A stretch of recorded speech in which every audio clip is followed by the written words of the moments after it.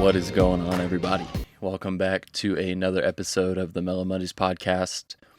This week, I'm coming to you with some exciting news and kind of keeping up with tradition of, just talking about our weeks. Figure might as well tell the story about how me and my girlfriend just got engaged, which is pretty crazy and very exciting, as you can imagine. But it's kind of a funny story of how it all went down, and I don't know, thought I might share it with you all. I feel like getting engaged is different when you're the guy, because I knew I was going to do it. Like, I knew it was happening. I'd talked to her family and sister and whatever. So it wasn't as, big of a surprise for me. Me and my girlfriend have talked about getting married for a long time. So we knew we were going to eventually get married someday.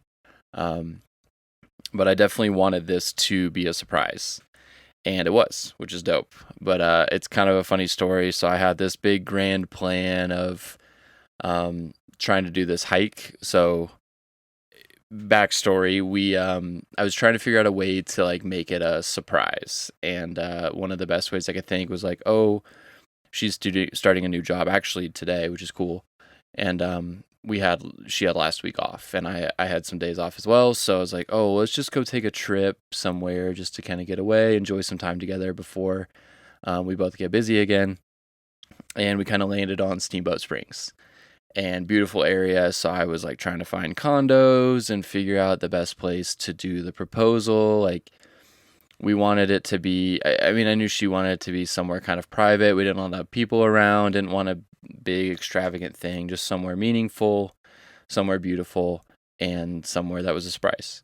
So I was trying to figure things out. I think we're in mud season right now in Colorado, so it's kind of this in-between time, which is kind of tough. So there's still snow up high in the mountains, down low is, fine. But there was this particular hike that I wanted to try and possibly propose at, just because all the reviews were saying this secondary waterfall, there was nobody out there, amazing views, all this sort of thing. So Fish Creek Falls, I think is what it is where we ended up going. So we drove into Steamboat, we left here 9, so it's only a couple hour drive from here. So not too bad. We got into town. We ate some brunch, and I was like, hey, let's go on this hike, and we'll see what it is. We read some reviews saying there's a little treacherous part, but every review was a little bit different, and we've read a lot of reviews on all trails that have been oh, this trail's super hard, you need to be prepared, whatever, and we've done them, and it's been super easy. So we're I don't know. It's kind of tough to judge other people's reviews because you don't know their skill level, you don't know what they're comfortable with, that sort of thing. So Fish Creek Falls is it's just a little trail in the national forest there, I believe. They have a lower falls, which is amazing. It's on a paved trail. It's only, I think it's 0.3 miles. It's not very far at all. So it takes it took us 10 minutes to get there. And then the upper falls is, obviously a second waterfall that's above this waterfall. It's supposed to be, I thought it said 2 miles. So, with the other hike, it's about 2.5 miles there and back. Everybody's saying 2.5 hour round trip. Okay, that's not that bad of a hike. We knew there was going to be snow on the upper section.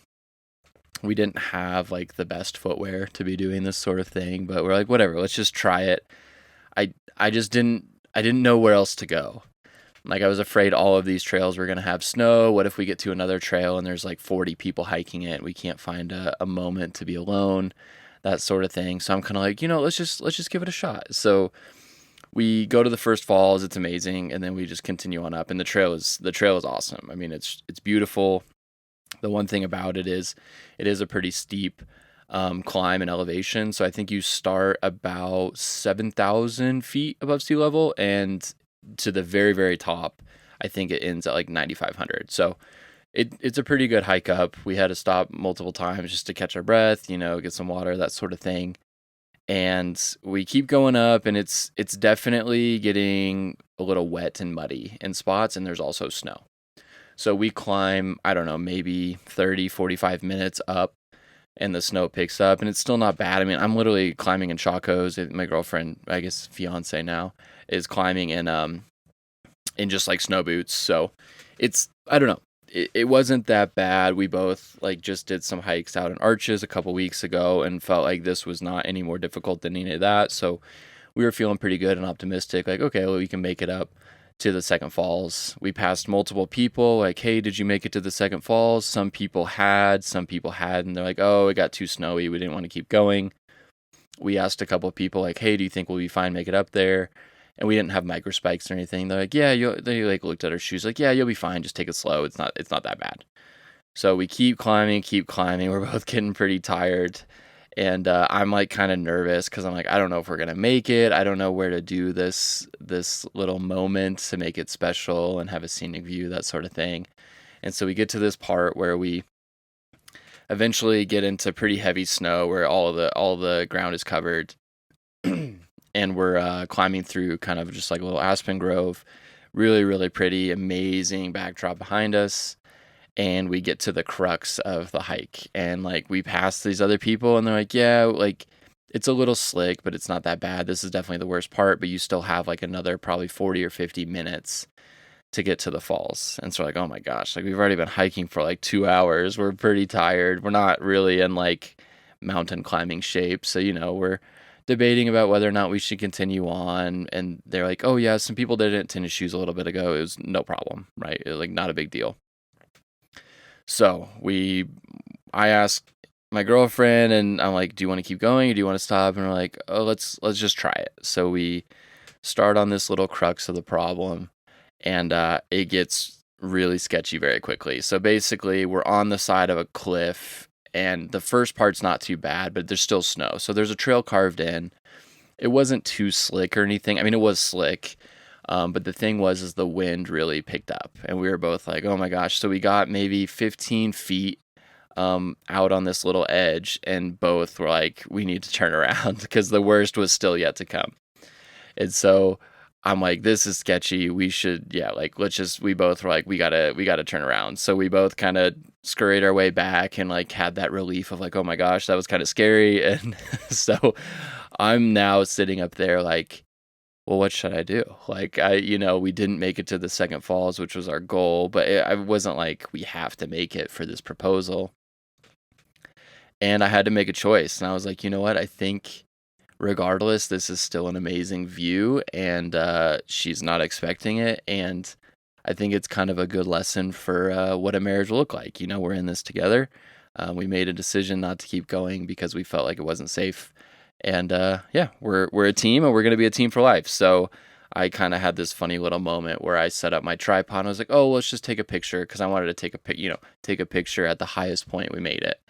And so I got my tripod out, and I'm like getting nervous because I have the ring in my backpack, and we're hiking up with all this stuff. And I'm kind of like, okay, this is the moment. I'm very nervous, but I was like, oh, why don't you go stand over there? And I kind of framed the photo. I was taking a video. I was like, oh, I'll just take a screenshot of the video or whatever. I'm fumbling in the backpack because I have the ring hidden in like an extra pair of socks or whatever. And so I'm trying to, like, I don't know if she's looking at me. I'm like, oh, let me like put my sunglasses down. I said this like weird statement that made no sense because I was not putting my sunglasses down. And I finally got the ring out of the socks, tucked it away in my pocket. Like, she didn't notice, which I don't know. I think she was still like, coming down from this like cliff we were just on. We were both like, oh my gosh. So kind of worked in my favor and walked up and kind of, whatever I said, like, this is not this wasn't just a normal trip to Steamboat or whatever. And then, said my piece. I don't remember what I said anymore. I mean, I really wasn't like that nervous. I just feel like I kind of blacked it out. Like, you just kind of get in the zone. But it was a surprise, and I was very excited about that. She was not expecting it at all. And I kind of had to go through that mental quandary of like, so I've talked about being an Enneagram 4 for a couple times in the podcast. And like, the big thing with me is like making unique, special moments feel really special. And so I can get into analysis paralysis, right? Like, where I'm like trying to make everything exactly perfect, and it has to go according to plan. And if it doesn't, then it's ruined or whatever. And so I had this moment as we're hiking of this, this hike of, if we don't make it to the top, am I still okay with doing the proposal? And ultimately I was. I think it was a special moment with an amazing backdrop. I mean, the hike was really, really cool. And it was beautiful. Nobody was there. And yeah, I don't know. It was a good lesson of like when something doesn't go according to plan, just change and shift your focus and make it as good as it can be. Um, because it's like I could have waited for another hike, but then all those things I said earlier. It's like I just went into this analysis of like, oh my gosh, what if we don't get another time? And I really wanted it to be kind of on the first day we were there. That was planned just because I wanted us to really be able to enjoy the week after that. I wanted us to be engaged and then to be able to just hang out and enjoy a trip knowing that we were, yeah, newly engaged and just be able to celebrate and not have to like plan this event, to like, oh, we got to be at this hike at this time and that sort of thing. And so all that to say, it ended up being great. It was exactly how I wanted it to be. Um, we cheersed at the top with a kombucha and a Miller Lite, and then it was like, okay, well, I guess we gotta, I guess we gotta hike back down. So that was like the only downside of doing an engagement at a like a long hike is like, oh, well, we got to get down. But it kind of worked in our favor because then we were able to just like, I think, talk about things like we were excited and like, oh my gosh, we're getting married, that sort of thing. And so that kind of ate up a lot of the hike down because the hike down was harder than the hike up for sure. Going down on the snow and eventually made it down and we got some cool pics in front of the first waterfall. And it was just like one of those like it was something unique and special. And it was something private just with us. And I think that's what we were both looking for. And it really just set up our week to be able to kind of hang out and just enjoy time together. We don't get to spend a lot of time like that, like on a little vacation together. Especially now because the busy season's coming up. We're both going to be pretty busy throughout the summer. We got family coming into town. That was another reason why I kind of wanted to do the engagement now. My family's coming in town next week, and then her family in a couple weeks. So it's just a great time to kind of celebrate with family and friends, and just have some time before life gets crazy. To yeah, I don't know, celebrate our love together, which is crazy. I don't know, it's just like a funny thing. Like people are asking, like, oh, how are you feeling about being engaged? And I'm like, I mean, it's good. Like it's awesome. I love it, but I think for me, like I've always known we're gonna end up together. So it's not like the engagement was. I wasn't nervous like proposing and her like saying no or like me being like, wait, is she the right one? Like I think we both would agree like we were the right ones. We knew we wanted to be together.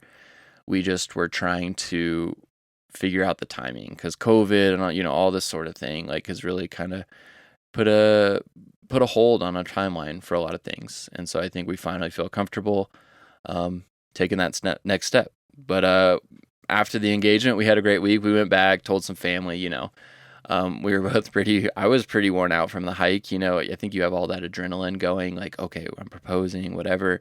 And then after the fact, it was that, kind of relief of, um, okay, she said yes, the moment was good, like that sort of thing. I mean, my week before too was spent picking out a ring with her sister and that whole process. And so there was just, I think, a lot of, I don't want to say tension, maybe just stress of like making sure the moment went well, getting the details in place, getting the ring, that sort of thing. So after the fact, I think we were both pretty dead, but we got some amazing tacos at this place called Salt and Lime, like margaritas too. It was, yeah, really good place. The next day we just kind of hung out and chilled, and we did our nice dinner that night. We went to a nice steakhouse that evening, did some shopping, and then the next day we actually did. I've never been horseback riding.